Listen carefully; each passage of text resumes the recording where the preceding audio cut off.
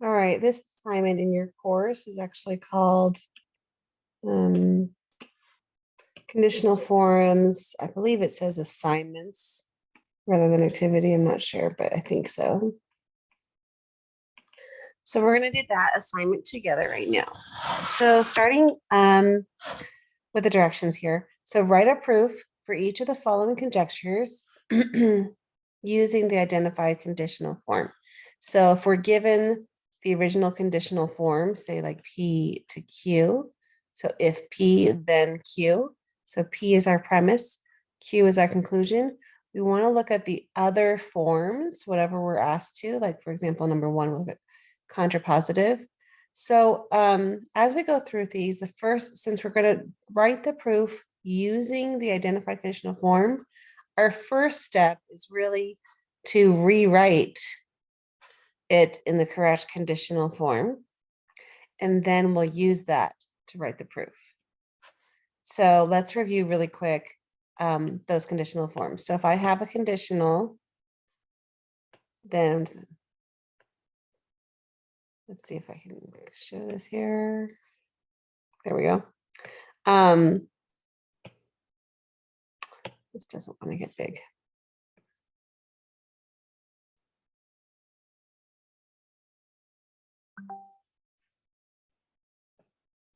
If I have a conditional, if P, then Q, if I make them both negative, that gives me my inverse statement. So if not P, then not Q.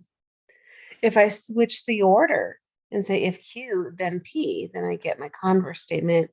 And if I do both, switch the order and make them both negative, then I get my contrapositive. So I like to think of this in real life terms, just to kind of understand if P, then Q. So for example, like say our premise is you can go to the movies.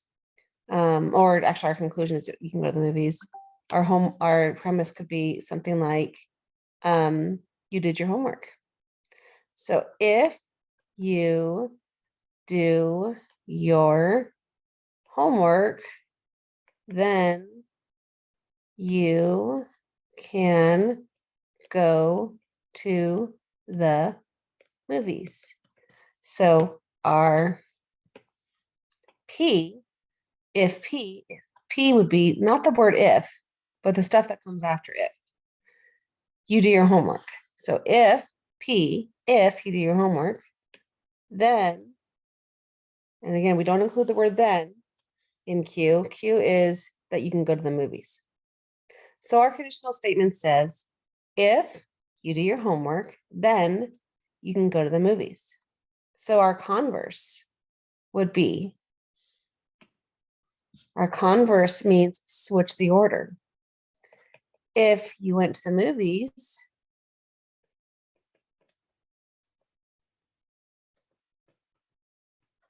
then you did your homework.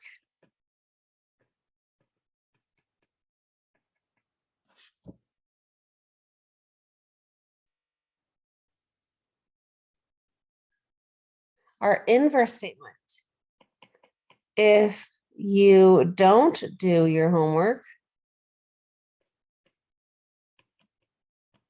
then you can't go to the movies. And our contrapositive, flip it and negate it. So if you did not go to the movies,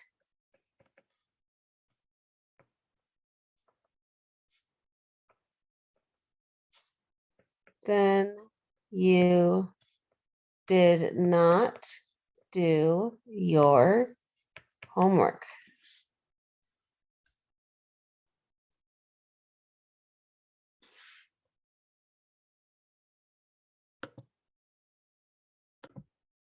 Okay, so I just wanted to recap what these different conditional statements are and an example of each before we get into these problems, into these proofs. So, but I'm going to actually, I'm going to get rid of this information so we can do number one now.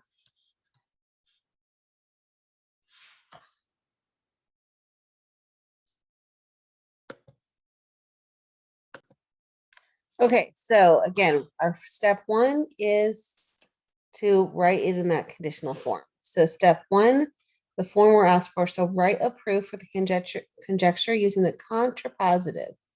That means I need to figure out what P and Q are, and then I need to rewrite it as if not Q, then not P.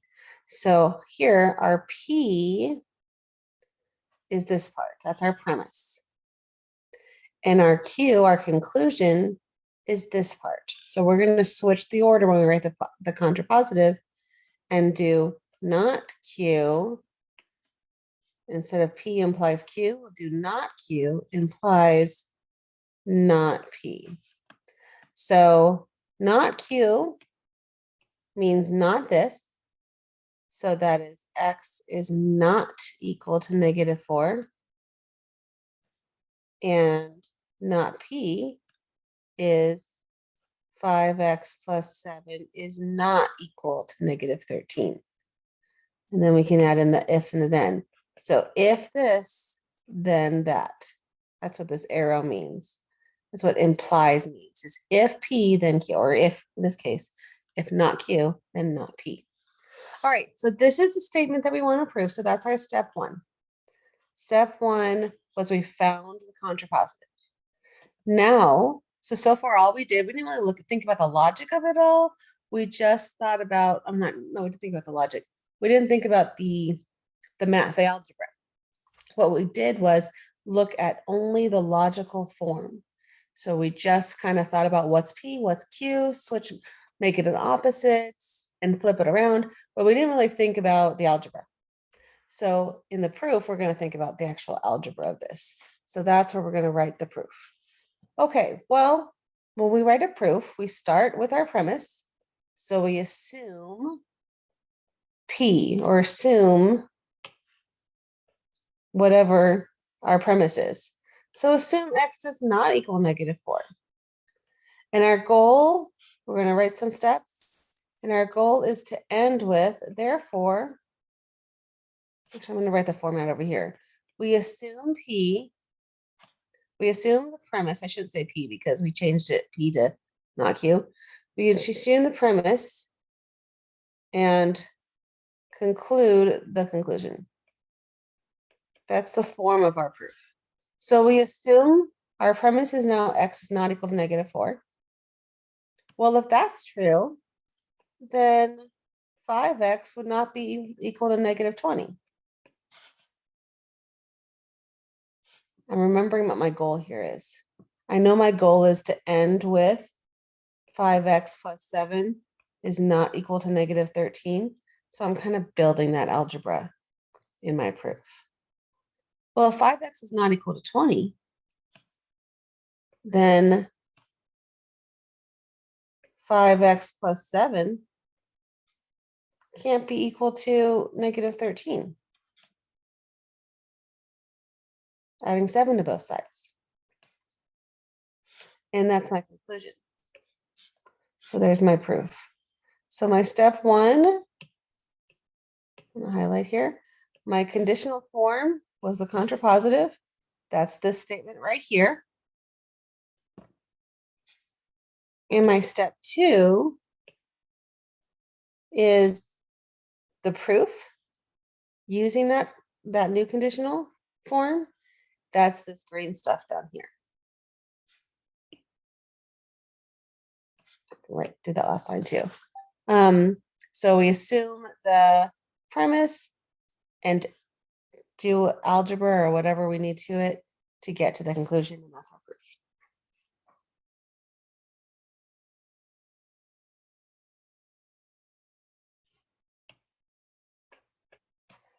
Okay, let's go to the second one. This time we're asked to write a proof for the biconditional using the conditional and the converse. So we're given a biconditional, which is this if and only if. So our premise is a triangle is equilateral. That's our P. And our conclusion is all the lanes of the triangle are equal. are Q. And our if and only if, you can actually rewrite that as a two-way arrow because it's P implies Q and Q implies P. So I want to rewrite that as just a conditional, which means remember our conditional is P then Q. So I'll write the P first. So our conditional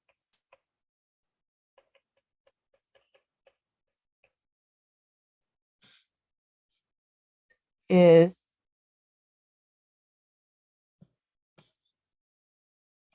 I'm going to say if, and then I'll fill in P, and then I'll fill in the Q. So my P is a triangle is equilateral.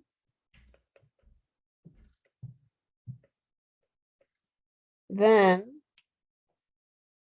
all the side lengths are equal. All the side lengths of that triangle are equal. So there's my original conditional. And then to write the converse of that, let's do that one. Converse means I don't make anything negative. I just kind of flip the order. I switch where's P and where's Q. So now if all the side, now if we want if Q, then P. So that would be our converse is going to be the if and the then stay put, but the P and the Q switch. So now I'm going to put Q first.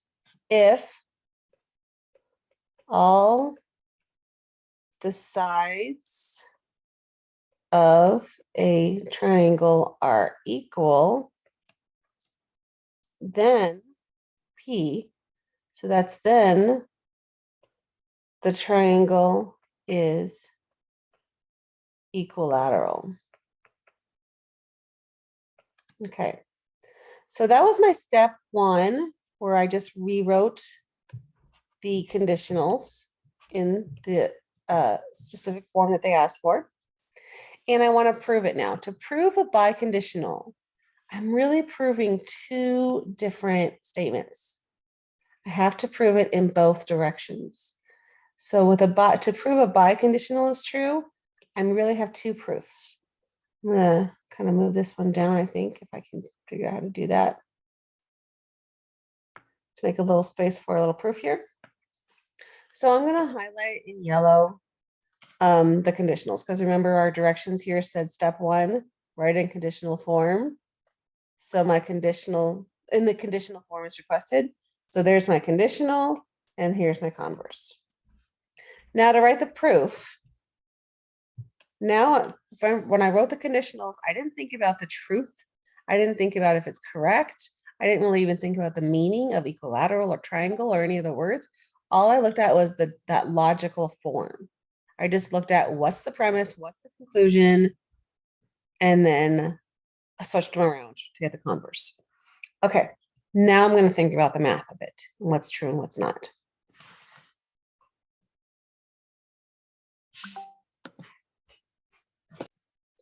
Okay, so remember the form of a proof is something like, I assume that P is true, and I want to get to, or the premise is true. Assume the premise and conclude the conclusion. In this case, the premise is a triangle is equilateral. So assume a triangle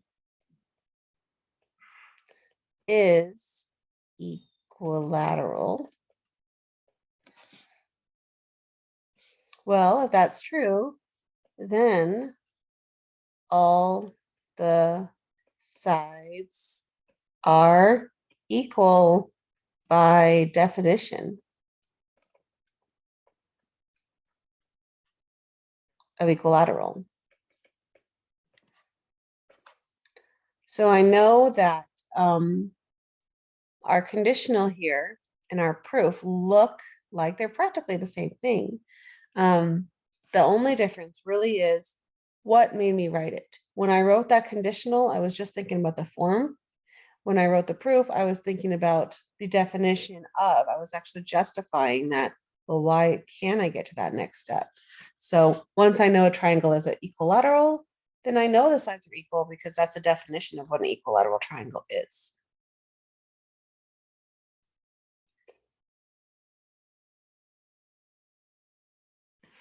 Now the converse. If all the sides of a triangle are equal, so again, I assume the premise, assume all sides of a triangle are equal.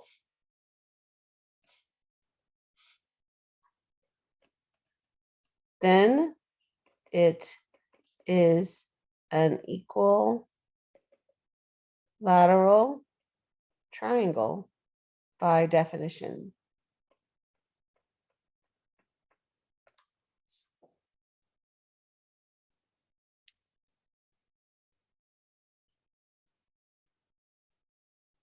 Let's see, what color was our proof? Our proof was pink. So we made sure to say the statement in the conditional and the converse, and then those are both true by definition of what an equilateral triangle is. So there's number 2.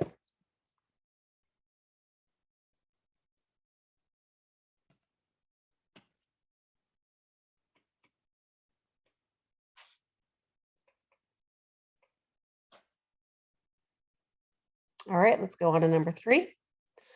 Writing a proof for the biconditional. Biconditional, remember that means we have 2 conditionals and we have to prove 2 different things. The logically equivalent things that we're proving here are inverse and the contrapositive. So, oh, I'm sorry. Those are not logically equivalent, but they show both directions. So they show the biconditional. Okay, so let's first state, remember our first step is to state the form of that conditional. So first, actually, before we do that, let's identify what's P, what's Q. So we have an if and only if. So that's like a biconditional, looks like that. And our P is this part. And our Q is this part. So P implies Q. If X is greater than or equal to 4, if and only if 3X is greater than or equal to 12. The inverse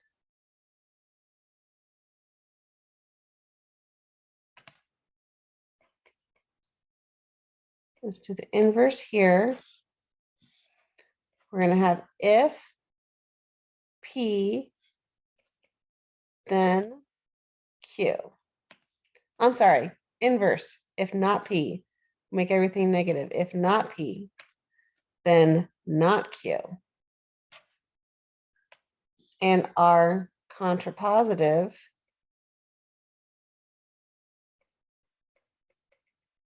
means the converse of the inverse. So flip it and change the sign.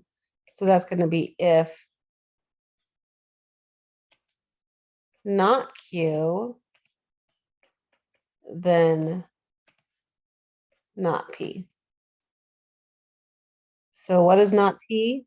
Well, not if P is this, then not P is going to be the exact opposite of that. So that X would be less than 4. Can't be greater than, it can't be equal to, which means it would be strictly. So if instead of not P, I'm going to rewrite this as, I'm going to write that. This is not P. X is less than 4. This are not P. I'm going to replace that with X is strictly less than 4. And not Q, here's our original Q. So not Q would be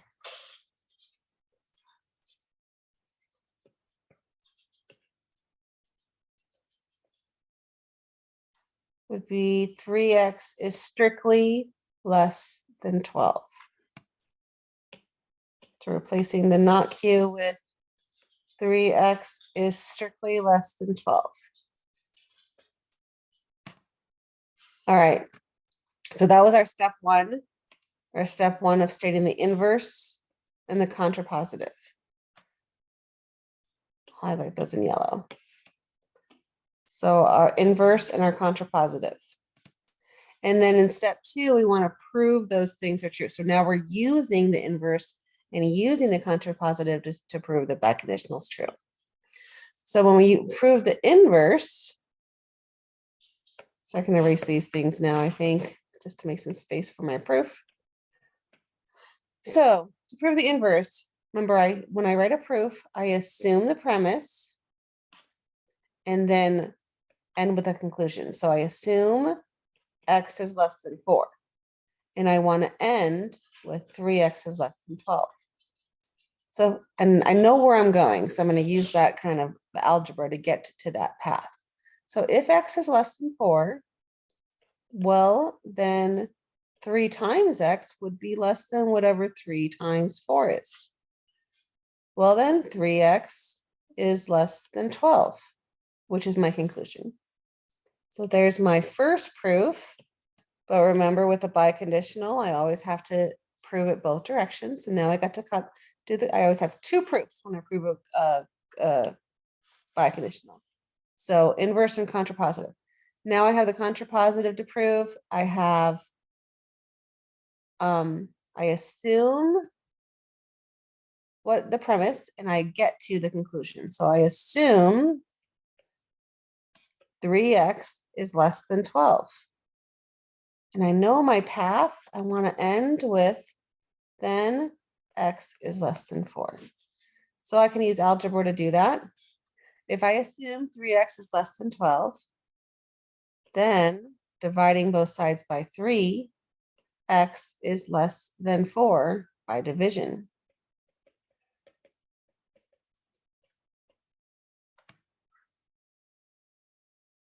And that's my conclusion.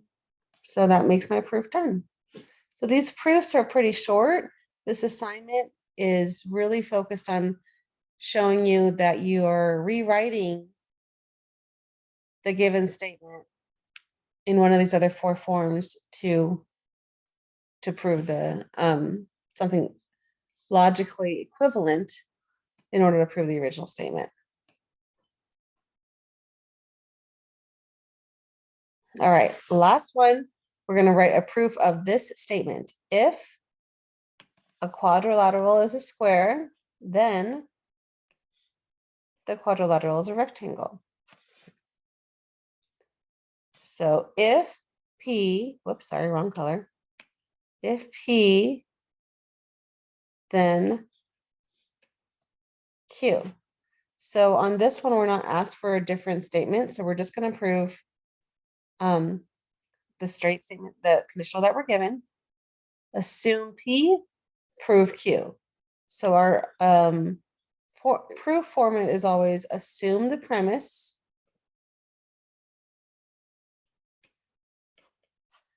and conclude whatever the conclusion is, Q. So assume P. So that means we assume, I want green for my proof, assume a quadrilateral is a square. And I want to find, I don't know what's going to go in here just yet, but I know I'm going to end with the quadrilateral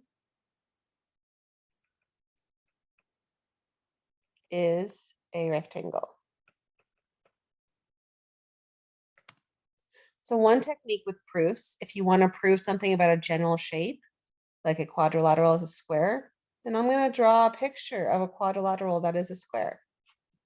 And that way I can label it and refer to the points a little better. Whoops. Okay, so by definition of it being a square, I know that all angles are 90 degrees.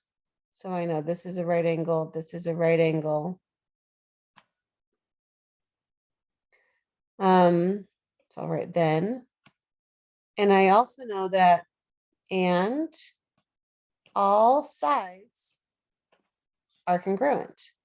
So I'll write this as, I can either write, like list the 4 sides that are congruent. Yeah, I could do all sides are congruent, or I think I'm going to be more specific and write AB is congruent to AC, which is congruent to CD, which is congruent to BD. So just listing all 4 of those sides being congruent. And if that's true, well, that means AB would be congruent to CD.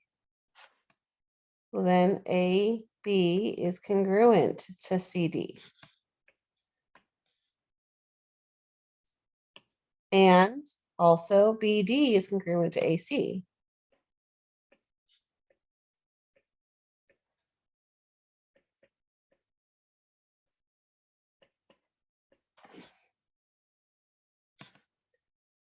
So opposite sides are congruent.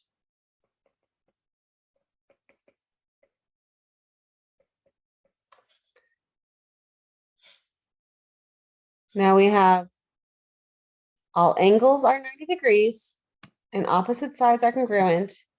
It's a quadrilateral, so it's got 4 sides. Now, by definition, it is a rectangle.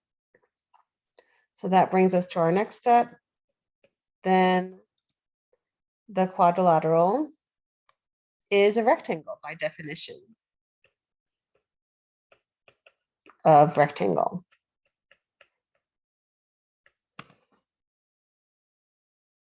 So that was a little bit longer of a proof. We didn't have to change the conditional form, focused a little bit more on proof on that one. So we were kind of, for our step 1, we were actually given the conditional we want to work with. And the rest of this is our proof.